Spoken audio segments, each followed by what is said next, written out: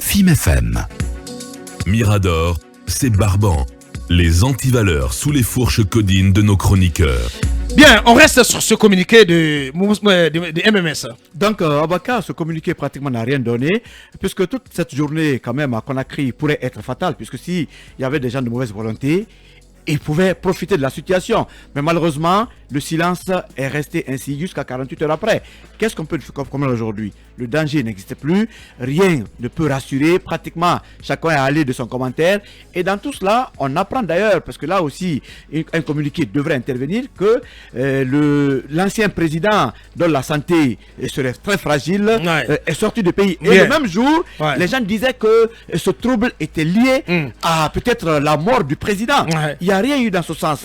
Il faut aussi un communiqué quand même de clarification sur ce qui se passe autour du président, l'ancien président plutôt. Oui, mais rien n'est dit. Et pourtant, depuis hier, on apprend que Alpha Condé serait sorti du pays en passant par le Maroc pour la Turquie. Donc, une fois de plus encore, sans information, la confusion s'installe. Et aujourd'hui, ce sont les vieilles pratiques qui sont en train de revenir. Bon, nous, on a quand même applaudi le fait que ce soit un journaliste qui soit de ce côté. Mais malheureusement, j'ai comme l'impression que Moussa Moïse a du pain sur la planche par rapport, en tout cas, aux militaires. On apprend qu'il n'est pas aussi écouté. C'est à lui de dire. Mais non, c'est trop tôt de le dire quand même. Non, c'est ce qu'on apprend. C'est trop tôt de le dire. Attention, non, c'est ce faut pas aller vite en besogne. Non, c'est ce qu'on apprend. Moussa, c'est un grand professionnel. Mais ce qui reste clair, c'est qu'il vient dans un milieu très compliqué. Parce que c'est l'armée, c'est pas facile. Ce communiqué qui est sorti finalement est en téléchargement depuis combien de jours? 48 heures. Mais voilà. Non, mais c'est pas le plus important. Le plus important, c'est son contenu. Et son contenu n'apporte pas grand-chose en termes de clarification sur ce qui s'est passé. Ça ne rassure pas du tout. Et Lincoln, regardez, le communiqué nous parle de 16 heures. Alors que, pour beaucoup, la panique a commencé à 13 heures. Bien sûr. Il y a déjà un décalage. Moi, j'étais déjà. Il y a un décalage horaire par rapport au début, justement, de cette panique. Donc, est-ce que c'est 16 heures, comme nous dit le communiqué, ou 13 heures, comme le disent beaucoup d'observateurs et beaucoup de ceux qui ont été évacués d'urgence du palais? Et deuxièmement, pourquoi les gens, aujourd'hui, peuvent être tentés de croire à la version qui dit que le président Alpha Condé a été sorti du pays? C'est justement la question de cet avion, l'énigme autour de cet aéronef. Que faisait-il là? Qu'est-ce qu'il transportait? Il devait sortir quoi ou qui du pays, ou amener quoi dans la présence ne figure pas dans ce communiqué. Au palais parce que le communiqué n'est pas le point de cet aéronef. Reste énigmatique. On regarde le communiqué. Qu'est-ce que cet aéronef faisait au palais? Est venu faire au palais. Quel était l'équipage? Pour quelle raison cet avion était là? Rien de cela n'apparaît. Et pourtant, il y a des gens qui vivent à Kalom, qui ont vu l'avion. Il y a eu des images. Bien sûr, il y a des images. Dans un monde, en tout cas, numérique, tout ce qui se passe à l'instant, tout le monde est pratiquement au courant. Donc c'est pourquoi moi je me dis que ce communiqué est très laconique par rapport à l'armée. Il faut plus de transparence. Mais bien sûr, par rapport à l'armée, il y a des problèmes. Vous savez que notre armée est habituée à la facilité. Avant, les gens vivaient de la crise.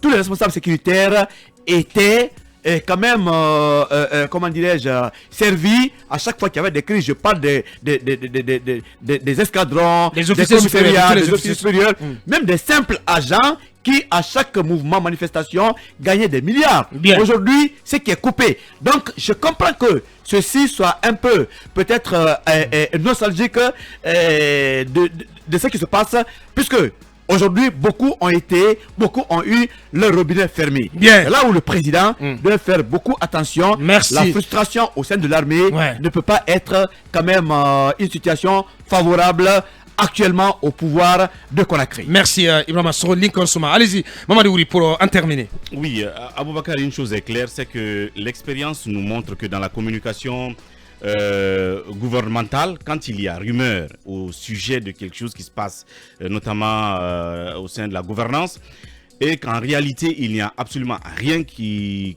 soit vrai, tout de suite on sort un communiqué pour expliquer la situation. Mais malheureusement pour ce cas-ci, le communiqué a dû prendre plus de 24 heures. Ouais. Ça veut dire qu'il y a quelque chose qui ne va pas. Et comme on l'a dit depuis hier, mais qu'on ne veut pas nous dire clairement. Est-ce que ça devient un secret d'État? Est-ce que ça mérite d'être gardé comme un secret d'État? Ou est-ce que l'opinion doit en être informée? Là est la question. Parce qu'il y a beaucoup de choses ce qui apparaît, ce qui est évident, ce qui semble évident, c'est que le communiqué de Moussa, il aurait été, il semble avoir été saucissonné. C'est ça la vérité. Non, ce qui est clair, mais absolument. Ce qui reste clair, c'est que Moussa Moïse, journaliste, et Moussa Moïse, directeur de la communication et de l'information de la présidence de la République, est différent. Il n'aura plus les coups de frange, il n'aura plus la liberté. L'enquêteur Tatillon qui était. Il n'aura plus cette liberté de journaliste qui dit les choses sans influence et tout le reste. Quand vous rentrez dans l'administration, honnêtement, vous êtes moulé. Je plains MMS. Vous êtes moulé, il va devoir s'y faire. Parce qu'évidemment, il y a de ces censures qu'on vous impose au nom de l'État, au nom de secrets d'État. C'est ce qui va lui arriver et j'imagine qu'il va s'y adapter. Donc, on ne doit pas non plus le plaindre pour cela. Hein. Et justement, si le communiqué a pris tout ce temps, c'est parce que les autorités voulaient y imprimer leur empreinte et ce qu'ils voulaient, le ton qu'ils voulaient pour le communiqué. Malheureusement, il sort le communiqué, il ne nous dit absolument rien, sauf qu'il y avait une consigne de sécurité et qui a entraîné des rumeurs, de la panique, et ça s'arrête là. Sauf qu'il y a des scènes qui se sont passées autour de tout ça. Un hélicoptère qui a atterri, comme Talibé le dit, précédemment, ce n'était jamais arrivé, même sous Alpha Condé, sauf si c'était pour transporter Alpha Condé à l'intérieur du pays et venir le redeposer. Mais qu'un hélico transporte quelqu'un d'autre, quelle que soit l'urgence, le faire atterrir au palais, c'est nouveau et on doit expliquer. Parce qu'il y a des versions qui disaient que c'était que des blancs. Bon, parce qu'il y avait une commande d'hélicoptère sur Alpha Condé qui n'a pas été livrée, pour laquelle commande on aurait déposé 2 millions de dollars. Est-ce que c'est cet hélico qu'on est venu montrer à Mamadi et que c'est le marché qu'on a réactivé? Là aussi, on a appris cette affaire. Est-ce que cet hélico était venu chercher Alpha Condé pour le transporter? Parce qu'il y a des rumeurs qui disent qu'il est passé par le Maroc. Même si les gens ridiculisent, ça reste des rumeurs que l'État doit éclairer. Peut-être que c'est son bulletin de santé, ça. Mais on a besoin quand même d'éclairer l'opinion. Je parle d'Alpha Condé parce qu'il était au cœur.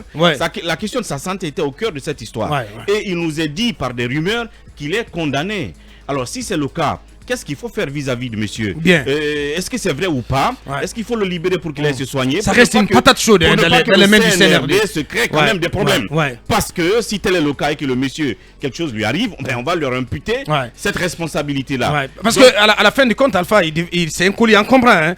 Puisqu'on le qualifie de colis, il devient un colis très très encombrant. Étant donné son état de dans santé, les mains du colonel. Et une patate très très chaude dans les mains du colonel.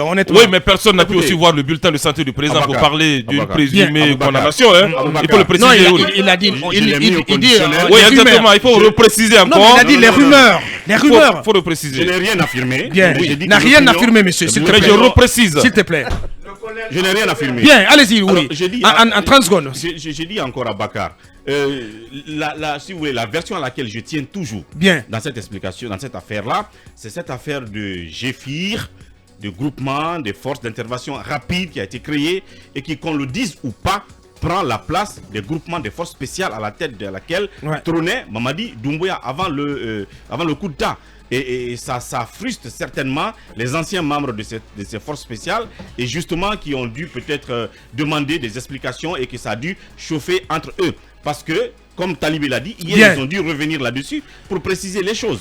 Non, mais il n'y a pas eu de précision supplémentaire. Bien sûr, il y a eu un communiqué. Non, mais il n'y a pas eu de précision, plus de précision que ce que nous savions avant, ce que nous avons dit ici, Talibé. Il n'y a pas eu de précision supplémentaire. Évidemment. Et puis allez, on continue en 30 secondes, il faut préciser que la présidence n'est pas Concitel, la présidence n'est pas la SMB, la présidence n'est pas la SAG. Suivez mon regard.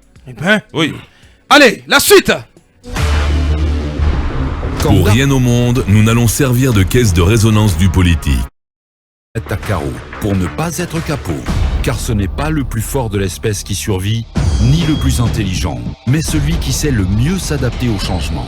FIM FM, l'heure de la décantation a sonné. Mirador, ici, nous dévoilons l'envers de la tapisserie. Mirador, l'instant vérité sur la gouvernance, sur comment chaque franc du contribuable guinéen est dépensé. Mirador, tout sur les dessous des cartes politiques sous les tropiques en Guinée. Aboubacar Diallo. On continue notre odyssée. Nous sommes ensemble jusqu'au port de 11h. Et à retenir en point d'orgue notre dossier d'enquête du jour, affaire AMR plutôt, des ennuis judiciaires pour Abdoulaye Magasouba, la directrice générale de la SMB et autres, selon des sources consultées par notre enquêteur auprès des praticiens de la cour d'appel de Conakry, M. Abdoulaye Magasouba, qui a été ministre des Mines et de la Géologie du président Alpha Condé, a été entendu et inculpé, mis en liberté le 27 octobre dernier par la justice guinéenne. Il lui a reproché d'avoir commis en 2021 des faits constitutifs d'enrichissement illicite et de complicité de blanchiment de capitaux, accusation que le mis en cause rejette en bloc de manière ferme, tout en se considérant comme témoin dans une procédure d'interrogatoire et de confrontation judiciaire pour des faits de blanchiment de capitaux, d'enrichissement illicite, d'abus de biens sociaux, de corruption d'agents publics et privés et de complicité. Dans la deuxième partie de cette émission, à suivre le dossier d'enquête de Akumba Diallo. Pour l'instant, on s'intéresse donc au retour de Moussa Dadis Camara, l'ex-capitaine, d'aucuns parlent de l'ex-commandant, confusion là-dessus, l'ex-capitaine, donc l'ex-président de la transition guinéenne de 2008 à 2009, qui a donc signé son comeback hier au pays. Il a été reçu à l'aéroport international AST sous les coups de 13h hier, et des 4 organisations en profitent. Il s'agit de la FIDH, l'OGDH, la VIPA et MDT pour espérer la tenue rapide d'un procès donc dans le dossier des massacres du 28 septembre, un procès tant réclamé depuis 12 ans par les victimes. Dans un instant, donc, on s'intéresse à ce dossier et à suivre la prise de parole de Madame Assatouba, elle est directrice du bureau Afrique de la FIDH. Talibé Bari, on a vu hier l'ex-capitaine arriver à Conakry et se mettre en génuflexion, Bible et Coran à la main. Oui, c'est du capitaine Moussa Dadis Camara parce que ceux qui avaient leurs habitudes au camp Alpha Yaya nous rapportent que quand vous entriez dans son bureau, il avait toujours à portée de main la Bible et le Coran. Et donc, finalement, il nous a servi cette scène où on l'a vu donc en génuflexion. La Bible, je crois, dans la main droite, le Coran dans la main gauche. Et ça m'a rappelé un peu la visite qu'avait effectuée le pape Jean-Paul II, je crois en 88 en Guinée, quand il est descendu de l'avion, et il a quand même pratiquement exécuté une prière. Donc, ça rappelait un peu cela, ouais. Le front au sol, et il avait béni la Guinée. Ouais.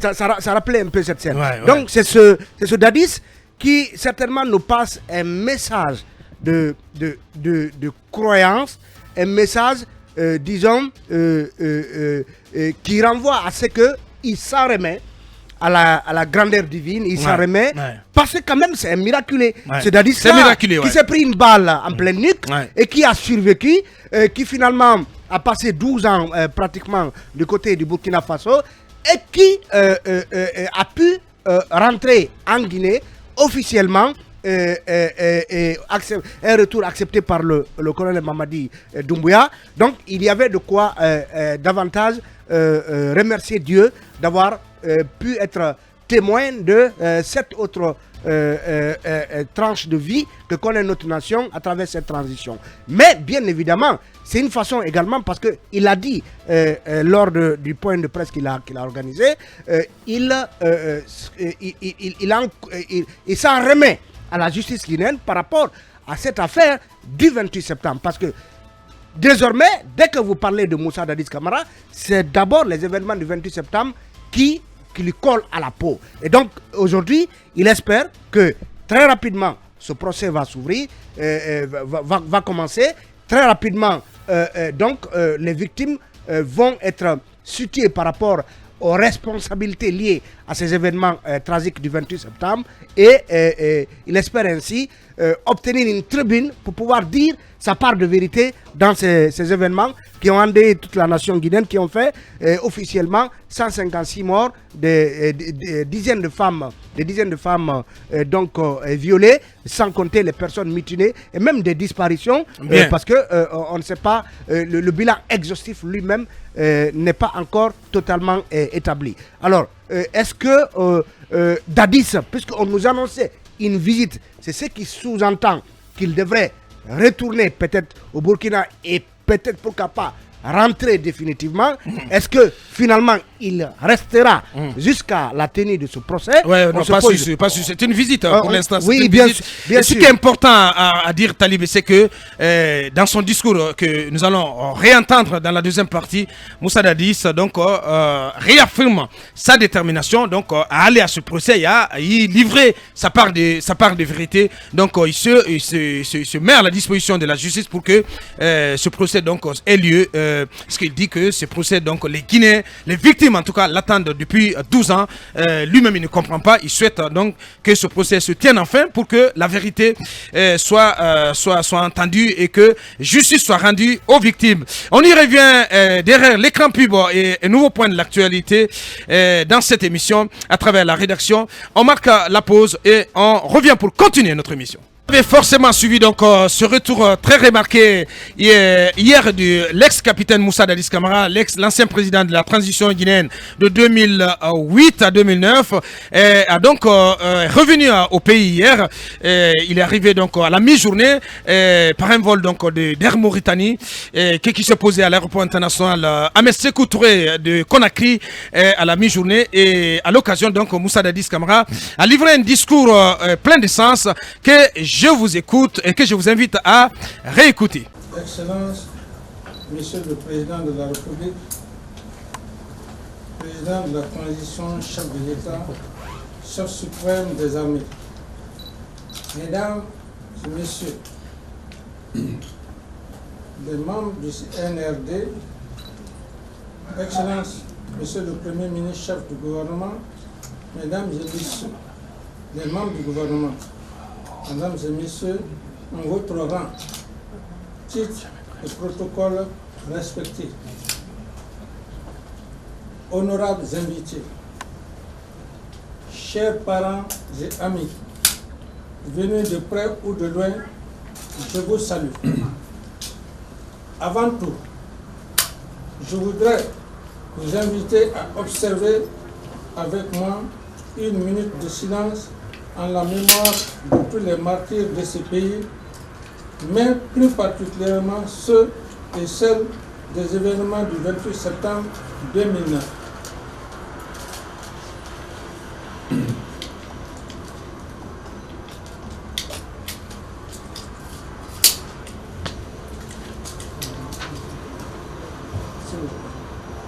Mesdames et messieurs, je rends grâce à Dieu, le Tout-Puissant, le Créateur des cieux et de la terre, le Maître des temps et de l'histoire, qui nous a permis de vivre tous ces moments mémorables, forts, singuliers et remplis d'émotions, marquant mon retour au pays après 12 ans d'absence.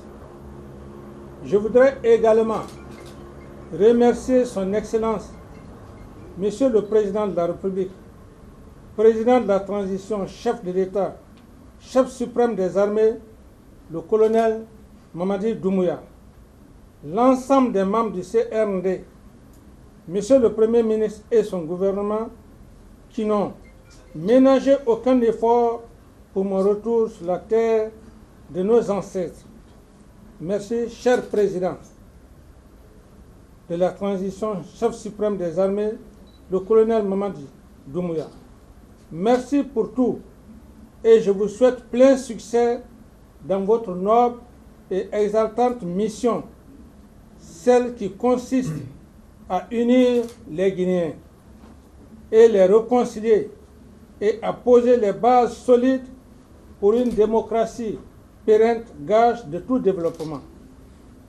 J'ose espérer, comme bon nombre de Guinéens et Guinéennes, que cette mission parsemée d'embûches est certes difficile, mais pas impossible. Mais je vous demande, Excellence, Monsieur le Président, chef de l'État, Président de la transition, chef suprême des armées, d'y croire que je suis convaincu que vous en avez la volonté et la détermination nécessaires. Mesdames et messieurs, C'était un extrait de ce discours. Malheureusement, on n'a pas pu le passer intégralement. C'était notre vœu. Talibé Bari, Lincoln, Akumba, Mohamed Kaba, Ouri. On vient d'entendre le capitaine. Allez-y, Akumba. Le capitaine Dadis Camara est très beau. Il affiche plein santé. Ouais. En tout cas, physiquement. Et son message est très fort philosophiquement. Je pense que c'est un geste évocateur de la grandeur de son âme. Ouais. Il l'affiche. Le capitaine Dadis, du point de vue droit... Ouais. Un peu plus fort, cher Omo. Oui, du point de vue droit, il lance un défi. Ouais. Non seulement à la société guinéenne, mais à sa classe dirigeante. Il pense que ce n'est pas impossible de réconcilier les Guinéens, ce n'est pas impossible de rendre justice. Et rappelez-vous qu'il a dit qu'il se met à la disposition de la justice. Ouais. C'est un défi. Ouais. Et c'est un défi pour homme. Et je le trouve sincèrement homme. Ouais. De ce côté-là. Ouais. Prêt à affronter la justice. Oui, moralement, je pense que le capitaine Dadis s'est adressé aux victimes du 28 septembre. Surtout en demandant cette minute de silence, minute de silence à leur mémoire. Et de plusieurs manières. Il commence à l'aéroport par dire « Je me mets à la disposition de la justice ». Il fait ensuite observer une minute de silence. Ouais. Je pense que moralement, c'est un message. Ouais. Je ne suis pas en train de dire qu'il n'est coupable de rien, mais je pense que moralement, ça devrait être pesant et la société guinéenne devrait en tenir compte. Ouais. Par contre, psychologiquement, je pense que le fait d'avoir la Bible et le Saint-Coran dans ses mains est un message qui n'est pas très souvent apprécié par les praticiens ou par certains praticiens de la psychologie. Ouais. Pourquoi? Parce qu'on suppose très souvent dans cette corporation-là que le faible se réfugie toujours derrière le sacré. Ouais. Je ne suis pas là aussi en train de dire qu'il est coupable de quoi que ce soit. Ouais. Mais le principe veut que les faibles restent toujours derrière le sacré. Merci Akumba, allez-y. Et je termine par dire que la société guinéenne devrait saisir ce message et aller vite vers les réparations nécessaires, parce que si on ne purge pas ce crime-là, on est en train de reporter la crise. Merci. Allez-y, Mohamed Kaba. Oui, c'est un message plein d'enseignement. Ce n'est plus le capitaine Dadis Camara fougueux. Fougueux, ouais. Oui, plein d'énergie. Sensationnel. Ouais. Sensationnel. On sait qu'il cherche les mots désormais. On lui souhaite vraiment bon courage. Mais ce que j'ai envie de dire d'abord, que le vrai nom de Dieu, comme le dit l'artiste Kérosène, c'est le temps. Ouais. Le vrai nom de Dieu. Dadis a patienté pendant 12 ans. Moi, ce qui me gonfle dans cette affaire, que Dadis revienne au pays, oui. Mais pourquoi l'avoir empêché pendant 12 ans qu'il rentre au Bercail? C'est là-bas encore... Vous posez la question à l'ancien régime. C'est là-bas encore le péché mignon de l'ancien régime de l'ancien président Alpha Condé. Bien sûr. Certainement, même si ce n'est pas lui qu'on peut opposer vraiment cette décision, mais son entourage qui a été très très nocif. Non, Mohamed. Non. Je ne suis pas d'accord. Non. On peut pas tout le temps... écoutez. Se défausser sur l'entourage. Non, mais non. Il faut non. Mohamed, un chef a des conseillers. C'est une décision majeure. Souveraine même. Qui est prise généralement par le premier décideur. Oui. Oui, bien sûr. Mais l'entourage... Est-ce qu'on impose au président son entourage ou c'est lui qui choisit ses collaborateurs? Écoutez, c'est mon temps de parole. Ce qui est vrai, c'est que l'entourage d'Alpha Condé n'avait que peu d'influence sur lui. Vous n'en savez pas. Non, mais vous n'en savez pas. Mais c'était apparent. C'est ce que je veux dire. C'était apparent. C'était pas un homme qui se laissait manipuler, qui se laissait guider comme ça ou tirer par le bout du nez, Mohamed. Ça, c'était connu de tous. C'est un être humain. Je suis d'accord. Très bien. Mais il avait une myriade de conseillers, mais qui ne servaient à rien. C'est ce que je veux dire. Oui. Que son l'entourage nocif, comme l'a dit le FNDC, la partie toxique de l'ancien l'entourage d'Alpha Condé, c'est ce qui a tout fait aujourd'hui. Dadis aujourd'hui, moi je lui souhaite bonne chance. La justice dont il parle, j'espère que le droit sera dit dans cette affaire. Ouais. Il nous faut des magistrats courageux pour affronter Sékouba Konaté, pour affronter le capitaine Moussa Dadis Camara et tous les autres accusés. Parce que si le magistrat n'est pas courageux, je crois forcément que le droit ne sera pas dit. Avec cette nouvelle ministre de la Justice qui commence d'abord à dédire son propre gouvernement, Par rapport à Comment ça, dédire Non, son- je vais vous dire. Mais il est plutôt à féliciter. Il est con. C'est- Il est plutôt cette à féliciter. ministre qui est en Non, train mais de franchement, dédire- on en parlera tout à l'heure. Non, elle est en train Je de tire dédire- mon chapeau. elle est en train de Je dédire tire mon ça. chapeau. Non, je baisse tire mon chapeau. mon chapeau pour Fatoumata, Madame Fatoumata Je l'ai- Yarisma. non, j'ai parlé Mais d'un- elle fait montre d'un courage extraordinaire. Non, Mais qu'elle non, vienne non. au Conseil des ministres pour dire non, personne comme membre du gouvernement n'a satisfait Mais au principe de Elle déclaration dédie le du porte-parole du gouvernement. Non, mais c'est la vérité. Le porte-parole du gouvernement, Vous qu'est-ce voulez qu'il a qu'elle dit mente ici? Vous voulez qu'elle mente, Mohamed? Non, attends, c'est Oh pas là ça là. le sujet. Le Vous manque voulez de qu'elle mente? cohésion. Vous voulez qu'elle mente? Je vais vous dire, il nous faut des magistrats Mais c'est pas courageux. possible. Mais finalement, Il nous faut des magistrats courageux. je Vu n'arrive que pas à cette vous ministre je n'arrive de pas la à vous Justice cerner, Mohamed. a commencé à... du gouvernement. Mais Écoutez-moi. je ne vous qui cerne révolue. plus, Non, Mohamed. vous voulez me cerner. Mais non, c'est pas possible, Cette Mohamed. ministre qui a commencé à dédire le propre gouvernement, j'insiste là-dessus, parce que lorsqu'une décision collégiale est prise au sein d'un gouvernement... Quelle est cette décision, et que Mohamed? Non, le porte-parole du Finalement- gouvernement... Le porte-parole du gouvernement nous a dit clairement qu'il y a eu déclaration des biens. Ousmane Diallo. Oui. Et vous, en Mais tant il que a ministre de la dit, Justice... mais hein, il a dit, il a ajouté vous- que le processus n'est pas allé jusqu'à son voilà. terme. Bien sûr, voilà. Elle n'avait Attention. pas alors à dédire le porte-parole du gouvernement. Non. Ça, c'est clair. Mais elle l'a Ça, pas c'est- dit, elle l'a pas dit sur une antenne de médias. C'est une- Elle l'a dit en conseil des ministres. Oui, mais- devant le Et président. c'est le il y a conseil eu des un ministres qui l'a contenu. rapporté. Mais Il y bien a eu sûr. un contenu.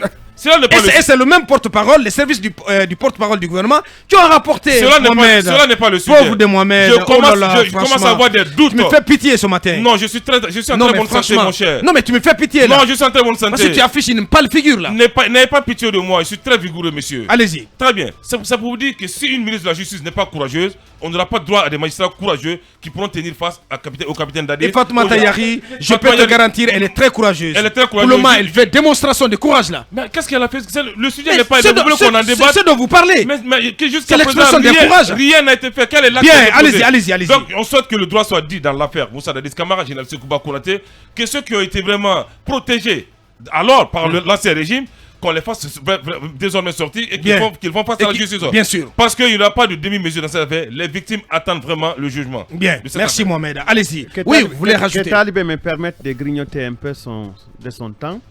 J'ai fait partie de ceux qui ont pris d'ailleurs le courage de poster même pour se réjouir de la nomination Tout à fait. de Madame Yari. Oui. Je veux vous dire que je commence à réfléchir. Akumba. Oui, Mais oui. je commence à réfléchir. C'est trop tôt, Kakumba. Non, c'est pas tout. J'apprends des choses sur le recrutement des prochains membres de la CRIEF qui me font déjà gémir. Hein? J'échange avec des avocats qui m'ont raconté des choses que je me permettrai plus tard de mettre à la place publique. Mais si par hasard, c'est M. Sankon qui venait président de la CRIEF, Qui est M. Sanko? je acceptais que je dise M. Sankon. Bien. Si c'est lui qui venait président de la CRIEF, j'interrogerai les liens familiaux entre elle et Mme Yari Souma, ministre de la Justice. Je pense qu'il y a quelque chose à vérifier dans cette procédure de recrutement des prochains membres de la CRIEF. Ouais. Je pense que le colonel Mamadi Doumbouya ne Ouais. devrait pas se laisser tromper Ouais. parce Il que doit se montrer vigilant et ferme. j'apprends que même des magistrats stagiaires sont candidats, c'est-à-dire recrutés à moins de 2 ans. Dommage. Voilà. On continue le débat sur ces propos de Moussa Dadis Camara, Talibé Baré. Mais, en fait, vous avez parlé de propos pleins de sens. Plein de sens, à la fois par rapport à la justice que le capitaine Dadis attend de notre justice dans l'affaire du 28 septembre, mais le message ou les différents messages adressés au président de la transition. Ouais. Parce que quand Dadis vous dit que, justement, la mission est certes difficile, mais pas impossible, il sait de quoi il parle. Ouais. Il a été président du CNDD, chef de la junte, pendant au moins une année. Ouais. Il sait par où il est passé, il sait l'influence de ce que le FNDC appelle la partie toxique d'un entourage présidentiel, il connaît l'influence de la famille, des parents, de la communauté, de l'ethnie dans l'exercice d'une telle mission. Oui. Et le capitaine Dadis aujourd'hui, c'est un homme qui est d'une sérénité retrouvée par rapport justement à l'homme qu'on a vu pendant une année infernale. Je pense que Dadis a connu l'année, il a passé en un an, il a vécu en un an et nous a fait vivre en un an des choses que des présidents qui ont fait 10 ans ne nous ont pas fait vivre. Donc ce capitaine-là, c'est un homme averti qui sait que le pouvoir, il est fait davantage d'épines que de roses. Il sait quelles sont les difficultés qu'il y a à exercer pendant une période exceptionnelle comme celle-ci. Je pense que le colonel Mamadi Doumbouya, puisqu'on apprenait qu'il était question qu'il reçoive le capitaine Dadis seul ou à la fois avec le général Sekouba Konaté, on attend donc de savoir si cette rencontre a eu lieu ou si elle aura lieu prochainement. Je pense qu'il a beaucoup à apprendre de ses prédécesseurs, parce que cette transition ne doit pas prendre du plomb dans l'aile comme l'a été celle de conduite partiellement par Dadis et ensuite par Sekouba Konaté. Donc on espère bien que le colonel comprendra le côté subliminal du message du capitaine Moussa Dadis Camara. Allez-y, Mamadou Ouri. Écoutez, il y a une chose que j'avais rappelé la dernière fois quand on parlait de ce sujet, c'est que pour l'instant, ce qui est accordé à Dadis et Konaté, c'est leur droit naturel de venir dans leur pays, sur leur terre natale, tout simplement en tant que citoyen, parce que pour Dadis, près de 12 ans, et pour Sekouba Konaté un peu moins, il leur a été interdit de revenir au pays. Même si cela n'était pas officiel, mais toujours tout le monde sait qu'ils n'avaient pas la possibilité de revenir dans le pays. Donc dans un premier temps, ce qu'il leur accorde au colonel Mamadi Doumbouya, c'est ce droit tout naturel en tant que citoyen de venir dans son pays et puis de pouvoir retourner là où on était et puis revenir, en tout cas ce droit de va-et-vient. C'est ce qu'il leur a accordé, et je crois que les autorités l'ont dit clairement pour l'instant.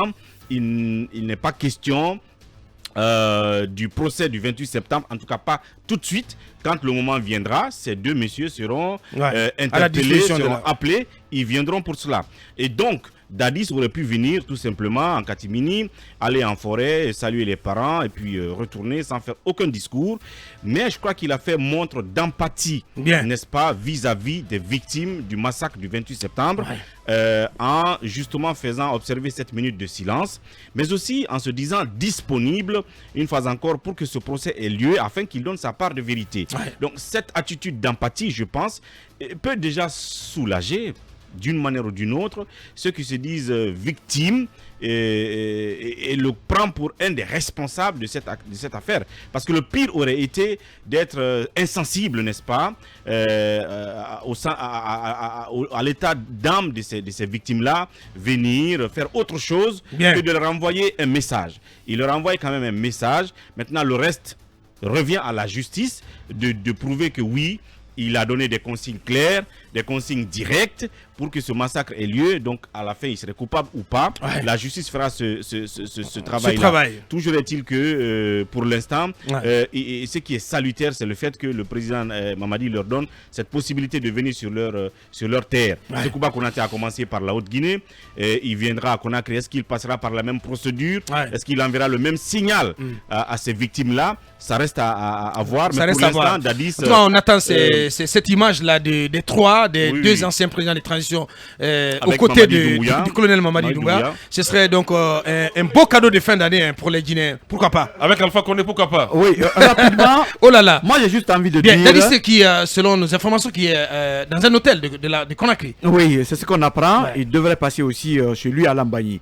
Moi, j'ai envie de dire, Dadis est rentré. Et après, tout ça mis de l'autre côté. Comment ça, et après? Et après, ça veut dire que si, à un moment donné, on pensait que l'arrivée de Dadis à Conakry allait être une sorte, peut-être, de fin du monde. Mais comment ça? Oui, mais il y a des consignes de sécurité. Parce que le CNRD, elle l'avait clairement dit avant leur venue, avant la venue des deux. C'est pas de ça que je parle. Bien, ok, je vous écoute. C'est-à-dire, on maintient Dadis hors de la Guinée pendant 12 ans. C'est comme s'il rentrait en Guinée, ça allait être, c'est-à-dire la fin du monde. Le Big Bang. Maintenant, il est rentré. Et rien ne s'est passé. Sekouba est rentré. Il est encore très populaire. Hein? Oui, non. Vous avez vu son cortège hier? Oui, je sais qu'il est populaire. Non, c'est parce que il y a eu des consignes précises qui n'avaient pas de mobilisation à l'occasion. Donc ça veut dire que, comme on nous faisait comprendre, c'est pas la communauté internationale qui a maintenu Dadis hors de la Guinée. Effectivement. C'était par la volonté des autorités de ce pays. Ils sont en Guinée. Mais rien ne s'est passé de mauvais. Sauf cet accueil très chaleureux. C'est pour vous dire que certains Guinéens ne voudraient pas que Dadis soit là. Et aujourd'hui, Dadis, l'image qu'il renvoie par rapport à cette arrivée, vraiment... L'image d'un homme sage. C'est un homme sage qui parle. Ouais. C'est aussi un homme très empathique. Et c'est surtout un homme qui est pressé que la justice quand même se fasse dans ce dossier. Bien, donc une fois de on va marquer la pause info et Ibrahima Sory, je promets de vous redonner la parole parce qu'on continue à évoquer cette actualité avec la prise de parole à venir de Madame Satouba. Elle est directrice Afrique du bureau Afrique de la FIDH. Elle prendra la parole derrière la pause info depuis Paris.